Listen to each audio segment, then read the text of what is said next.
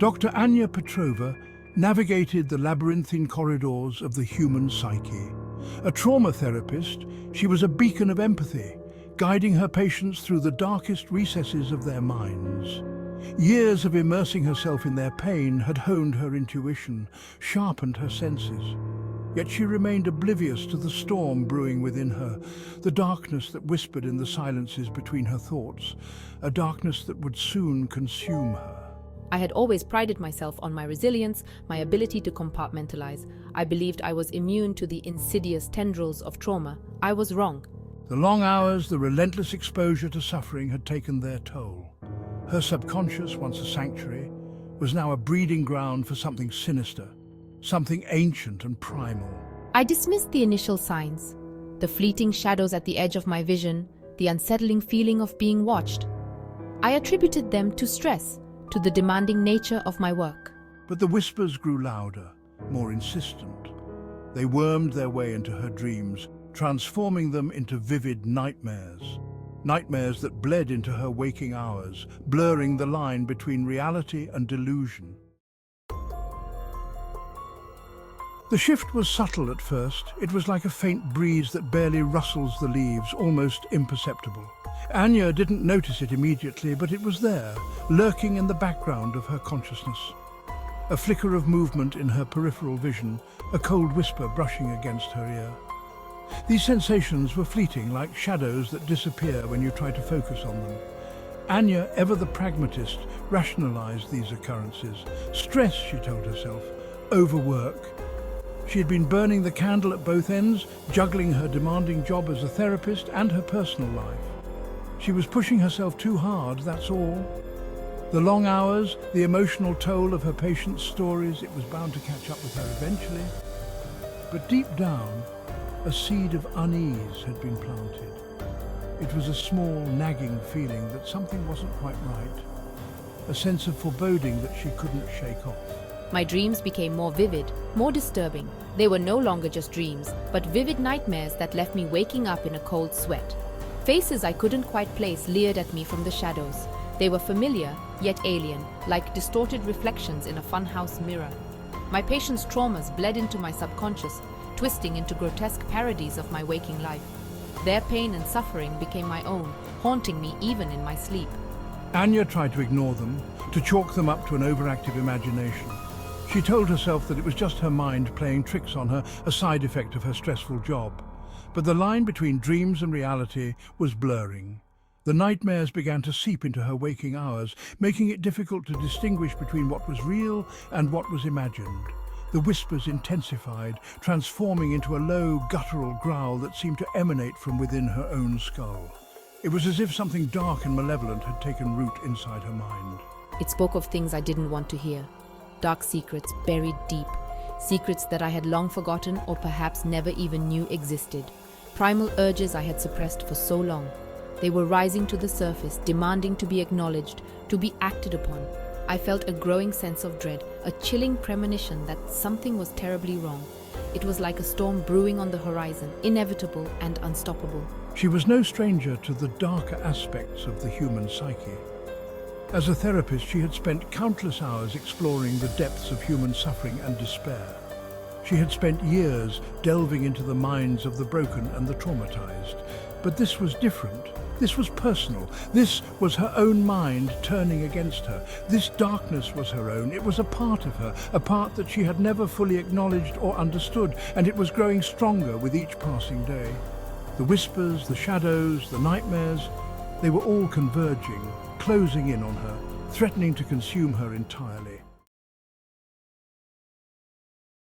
The darkness began to seep into Anya's waking hours. It was no longer confined to the realm of her nightmares.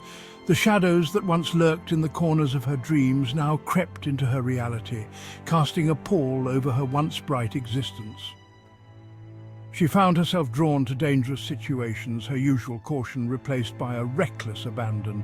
The thrill of the unknown, the adrenaline rush of teetering on the edge became her new normal.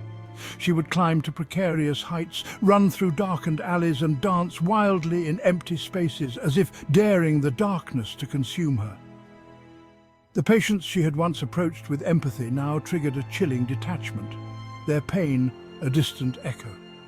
The warmth that had once defined her interactions was replaced by a cold, clinical demeanor.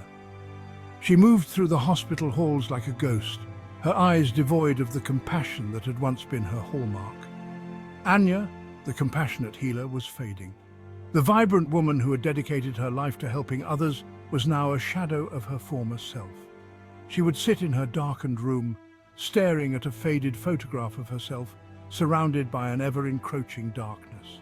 My once impeccable control over my emotions crumbled. The steady hands that had once brought comfort now trembled with uncertainty. I could feel the turmoil bubbling beneath the surface, threatening to erupt at any moment. Outbursts of anger, uncharacteristic of my usual calm demeanor, became more frequent. I would find myself shouting in empty rooms, my voice echoing off the walls, the shadows looming ever closer. The rage was a fire that consumed me, leaving me feeling hollow and spent.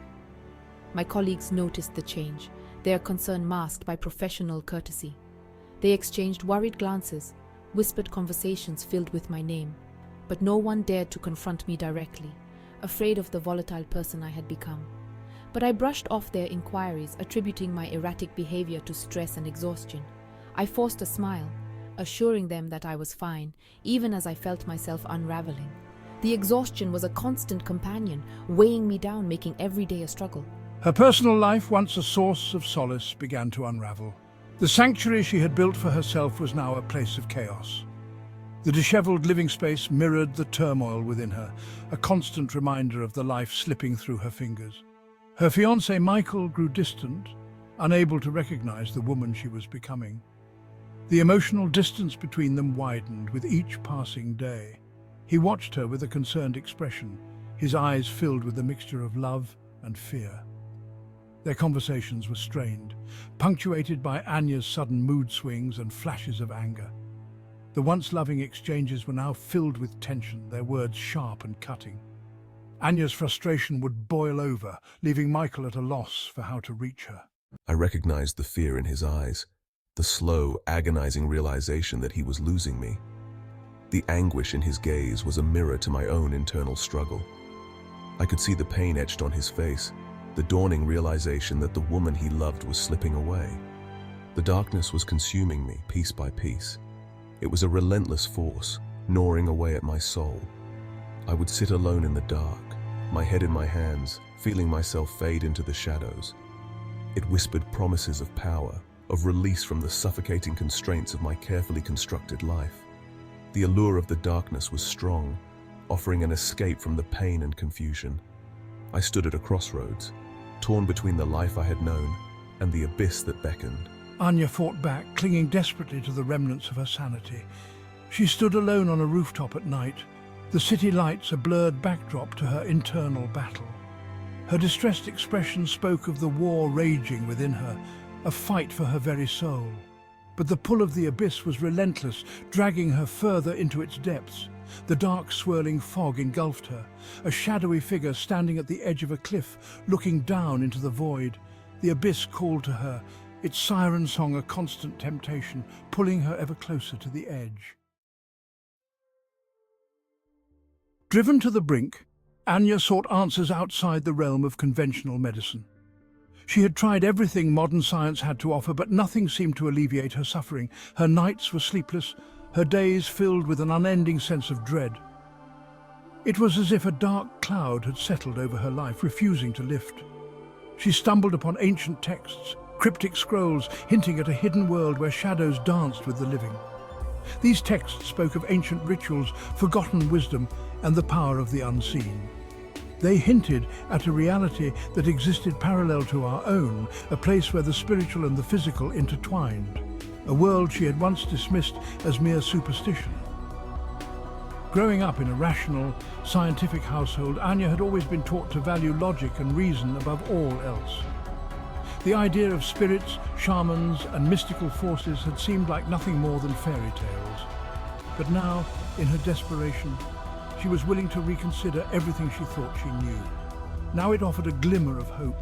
The flickering candlelight seemed to symbolize the fragile hope she clung to, a small beacon in the overwhelming darkness that had consumed her life.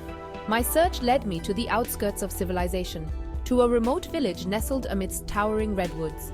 The journey was long and arduous, taking me through dense forests and over rugged terrain.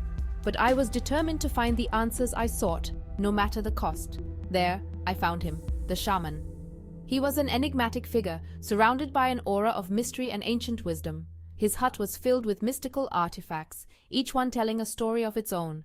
His eyes, ancient and wise, seemed to penetrate her soul, recognizing the darkness that lurked within. It was as if he could see right through her, understanding her pain and suffering without her having to say a word. He listened patiently as Anya poured out her heart, her voice trembling with a mixture of fear and desperation. She spoke of her sleepless nights, her constant anxiety, and the overwhelming sense of dread that had taken over her life. "You have a shadow self," he stated simply, his voice a low rumble. His words were both comforting and terrifying, offering a new perspective on her suffering. Anya felt a chill run down her spine. The concept of a shadow self was both foreign and familiar, resonating with something deep within her. The term resonated with a terrifying familiarity, confirming her deepest fears. It was as if the shaman had put into words something she had always known but had never been able to articulate. The shaman explained that the shadow self was not a separate entity, but a hidden aspect of her being. It was a part of her that she had repressed, a side of herself that she had never fully acknowledged, a repository of all the pain, the fear, the rage that she had suppressed throughout her life. This shadow self was a collection of all the emotions and experiences she had tried to bury, but which had continued to influence her from the depths of her subconscious. He warned her that the shadow was not inherently evil, but a powerful force that could either destroy or transform.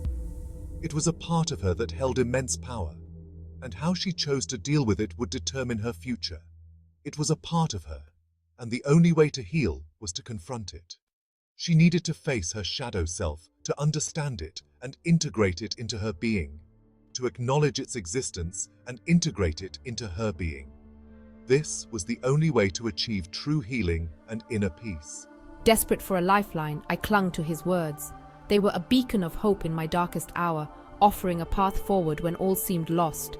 I had journeyed to the edge of the abyss. The darkness within me was vast and terrifying, a swirling mass of pain and fear that threatened to consume me. Now I had to face the darkness within. It was a daunting task, but I knew it was the only way to find peace and healing. The journey ahead would be difficult, but I was ready to confront my shadow self and reclaim my life.